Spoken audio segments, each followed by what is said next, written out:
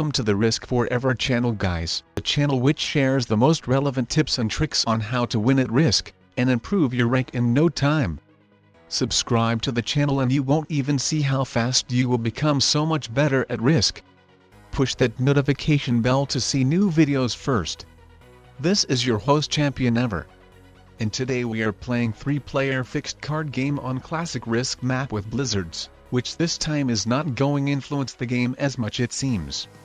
Just the North American player won't be able to build a counter-attack army on the Northwest territory, which would help to protect both of the upper North American borders. Also, the European player won't be able to build a counter-attack army against North American player in Scandinavia, but it's not a problem at all, as he could build on the territory of Great Britain.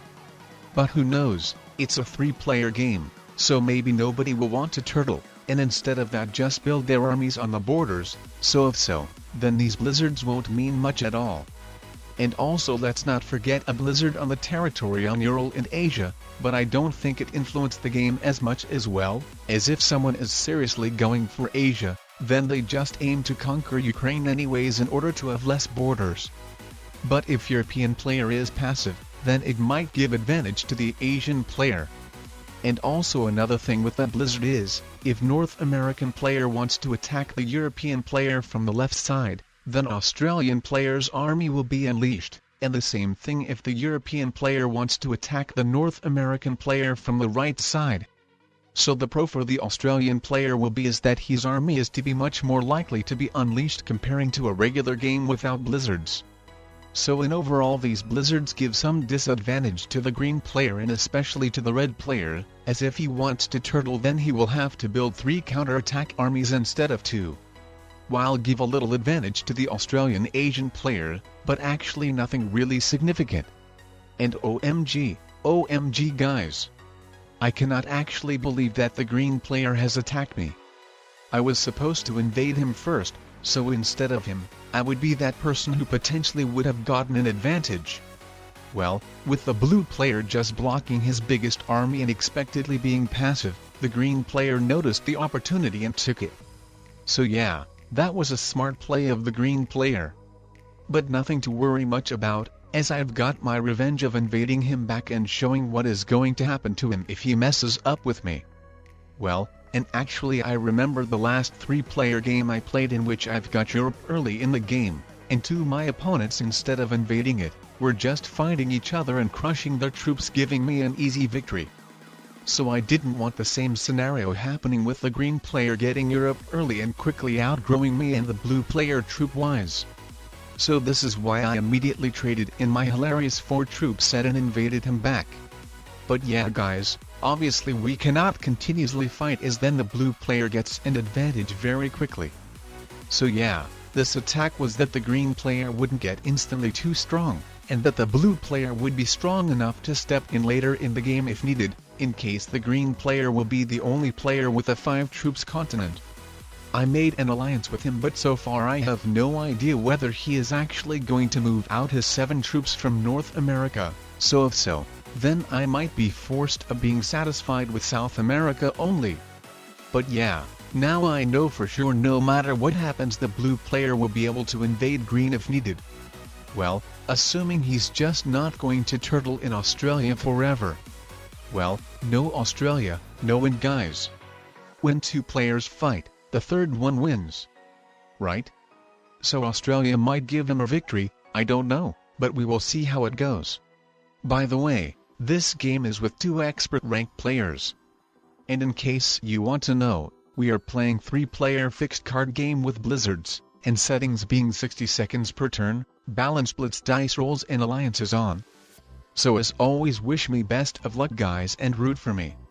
But not necessary, as you might want to root for either green or blue, so it's up to you. So anyways, I see the blue player is using a tactic of blocking his armies. If I were the strongest player, when I would try to take the situation to my advantage, and of not attacking someone or something, then at least I wouldn't keep all of my troops blocked, and instead of it would put my troops in position where they would be able to attack. But I think the blue player's strategy is that he noticed that I and green player fight each other, so he hopes that it continues that way, So in order that we wouldn't feel threatened by him, he blocked his armies. But no, it isn't going to work as I am not attacking green anymore, well, at least when it comes to right now. And wow, he actually attacked the green player by himself. That is smart I must admit. But yeah, instead of just fortifying 5 more troops to Europe, I would have considered fortifying his whole African army there. As obviously this 10 troops blocked army doesn't give any benefit for him. If I were him, then I would try to do my best to prevent green and red from capturing continents, especially when it comes to big ones. As if he successfully prevents us from capturing continents, then his chances to win will definitely increase by a lot. If he prevents us from capturing continents, then I with green will have to play very carefully, as any bigger mistake of us could cost us the game. So I think the blue player has a really good potential opportunity here, and it's just up to him whether to use it or lose it. And in your face blue, the luck wasn't with you. The dice gods of risk haven't favored you this time. It was smart of blue to try invading me, but what wasn't smart is to try invading me just with 12 troops army. If I were him, then probably I would have added all the troops I received on his European army and invaded red through Greenland, keeping that army there. So it would prevent red from recapturing North America and the green player from capturing Europe. And then fortifying the African army out of blocked place, which has just gotten crushed by green it seems. And yeah, but if I wanted to invade red from Asia, then I would have used all the troops for that, without adding any troops to India. So yeah guys. With the blue player failing to invade North America, and with the green player crushing one of his armies getting a very favorable blitz roll, the blue's opportunity of getting an advantage in preventing us from capturing continents has gone. Now he only can invade green into Africa, but it wouldn't be a great decision as it would give me an advantage. So if I were blue right now, then I would back out to Australia and become passive. I would use the Australian turtle strategy and be putting all my troops on the territory of Siam. Either that, or would split that army into 2 pieces placing them on the territories of India and China. To attack someone for blue isn't really an option right now, as it would give an advantage to another player. I'm about to capture North America, so it would be the best for him to move his army out of Europe and let the green player capture Europe, so the balance of the game would be sustained. As if I successfully hold both of the Americas and prevent the green player from capturing Europe, then I'm going to get an advantage very soon. So it would be the best for me that the blue player wouldn't rush to move out his army from Europe, or that the green player would crush it. The more turns the green player doesn't have Europe, the better troop advantage I will get. But oh noes, the blue player has just moved his army out. Well, it doesn't really matter as I'm going to invade green anyways. The time to betray him has come. Or maybe not, I didn't expect him to unleash the biggest blues army. That really sucks. I'm not sure whether it was done unintentionally or on purpose, but it was a really good move. I really considered invading green, but now I cannot. Well, at least I think it's not the greatest opportunity right now. As if I invade green, then I think obviously the blue player will invade me. So the relationships with green will be ruined and I might be only forced to be satisfied with having South America only. I don't know, but then the blue player will be as worthy opponent as green. But if I don't invade green, then blue doesn't invade me as well. And after quite a bunch of turns, he will be so much weaker comparing to us. And probably wouldn't be able to invade me anymore if I fortify my troops smart. So this is what I think, I'm not risking of losing my position. Even though the green player is getting 1 troop more than me, I still prefer my position more.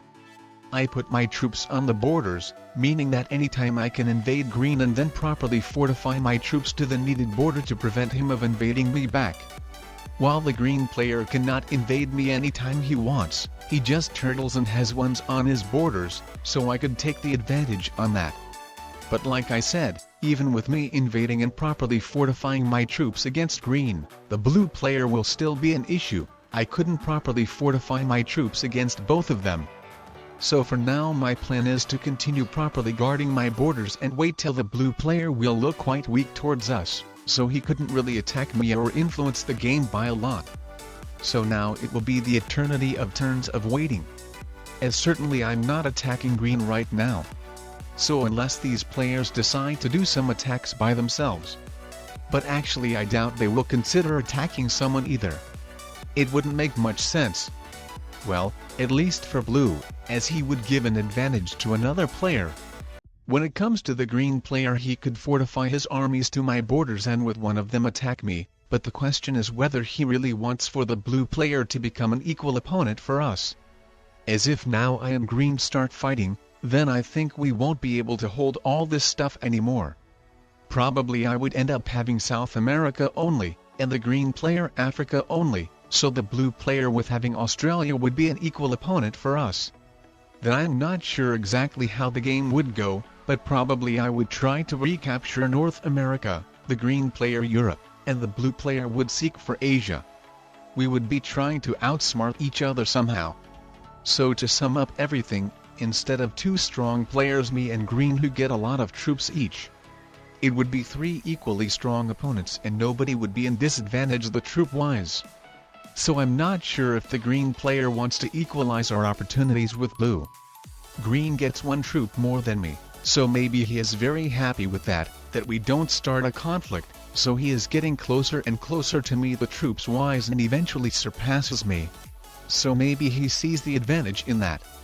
But what I see an advantage when it comes to myself, is that by invading green I can get at least 2 turns advantage against him, and in case I'm lucky and can prevent the blue player of invading me as well, then I can get a really good advantage against them and might even win the game if they don't figure out how to invade me to both of the Americas after the green player will be invaded to Europe or even Europe with Africa. Well, maybe I'm thinking a little bit too good and assuming that everything would be quite easy. But what I know is that probably in the worst case scenario I would still end up having some more troops than green. Well, or unless the blue player would crush a lot of troops into me.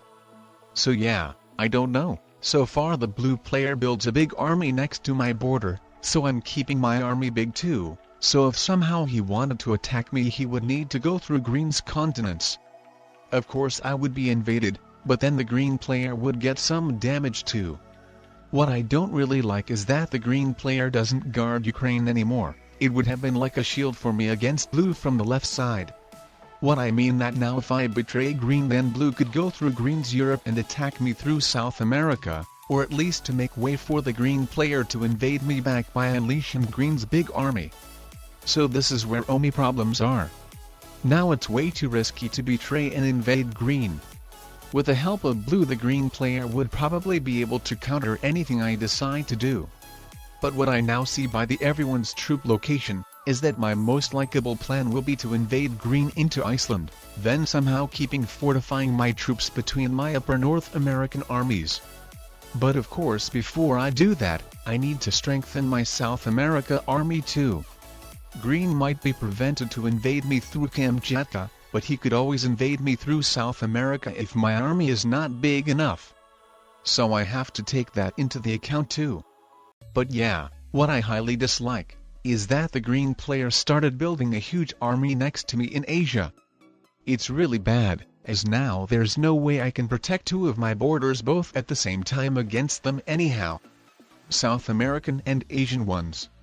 As if I invade green from Iceland, then the blue player could invade me through South America or at least to crush some of his troops to that border and let the rest to do for the green player with his biggest European army. And kinda the same thing with my Asian border, the green player could just totally crush his Asian army into me and let the rest to do for the blue player with his biggest army. So with my opponent's troops not that really much being blocked, I cannot afford start attacking green, so the game just stagnates. I really wish I had crushed green troops next to me in Asia when there weren't many of them there. But probably that wouldn't have changed much, as then the blue player would have been adding all his troops to his Siam army and the green player would have been unleashing that army every turn, so I still wouldn't be able to attack green as it would be too risky. The green player wants me to attack blue. I'm not really sure what does he mean. Does he literally want me to suicide on blue so he would get a win? La la la. I don't know, but it seems so. Or differently, he's saying that he will be the one who suicides on blue. Well, I'm not sure, but myself I am not suiciding on blue for sure. Well, he just crushed his army into blue, so I have finally got it what he has in mind. But I'm just not sure whether I should actually go with his plan or to betray and attack him. I assume the blue player is probably mad on green that he attacked him for no reason, so if I invade green, then blue wouldn't consider to attacking me, right? Well, actually I'm not sure. So I think for now I will stick with green plan and see if he continues crushing his troops into blue. I mean, it's one of my priorities that the blue player would become weak and would not afford to invade me anymore, so I would invade green and by fortifying my troops be able to properly guard against him, getting an advantage and potentially having the same number of troops as both of them combined. And for those who haven't understood yet, the green player's plan is that each turn we both would keep crushing some troops into blue's armies. I don't know exactly what does he want to achieve by that, but this is how his plan sounds. You're probably wondering why so quickly I understood what does the green player mean by his attack request to attack blue. Well, this is probably because such situation has already happened to me. Very long time ago there was a public game in which one player had both Americas, and another one Europe plus Africa, while I was only having Australia. I had no idea how legit these players were, but every single turn they kept crushing their troops into me. I even fortified my army to the bottom of Australia, but that didn't help at all. They kept crushing their troops into me and not attacking each other at all until I was dead. So I see kinda the same situation is happening right now, but just not sure how is it going to end. But oh wow, the green player wasn't as dumb as I thought, as if he had crushed the troops he received into blue, then he would have given away me the game. So yeah guys, I should have probably predicted that. And instead of crushing 20 troops of blue in the last turn, I should have straightly betrayed green. Or I don't know, I mean in the end I would still have needed to crush these 20 troops of blue anyways if my plan is to try taking both of them out, so maybe it's the same. But yeah guys, I think I couldn't have waited anymore and it was the right time to betray green. As if he had decided to fortify his biggest army next to me before I betray him. Then instead of 2 turns advantage, I would have gotten only 1 turn advantage against him. So yeah, since I betrayed green now I have 2 turns advantage against him. What I mean is that this turn I receive troops for my 2 continents while he won't. And in the next round it will happen the same, as with his army being blocked, he cannot invade any of my borders now, so he will have to fortify his biggest army next to one of my borders. So to sum up everything, his continent troop bonuses will be ruined for 2 turns and only then he will be able to ruin the ones of mine. Or unless the blue player now unleashes green's army and creates it an access to attack me from Asia. But no, he didn't. And it was a mistake, as not only I've got 2 turns advantage against green but additionally he didn't get the opportunity to crush my biggest army getting favorable blitz roll as an attacker.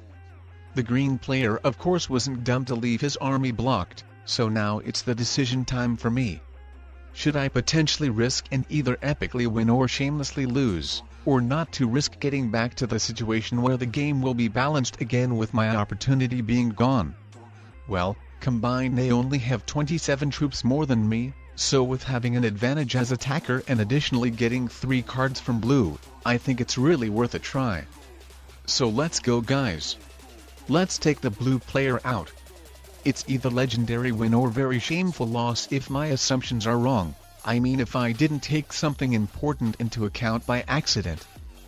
My strong side is that all my armies are unleashed so I can take full advantage as attacker, but my weak side is in that green's biggest army is quite bigger than any of my armies. But yeah, at this point I was a little bit confused which armies I should have attacked first, as I didn't know what would have been statistically the best. But as you can see I decided to crush one of the small armies, and with the rest of the troops, the biggest green's army. So if any one of you guys are pretty good with risk statistics and odds, then you could let me know in the comments section down below what would have been the best way to crush Green's armies. But yeah guys, I think I've just left the Green player with no chances. He cannot fully take me out right now, so with me having 5 cards I will take over the advantage easily and win the game. It seems the risk of taking out blue has worked out. My assumptions were right. I think it's a very epic win guys. It's hard to believe but it seems rarely you will get a game when someone doesn't suicide on you giving the game for another player, or on another player giving the game for you. So yeah, even with some stagnation at some point, I consider it to be pretty interesting game.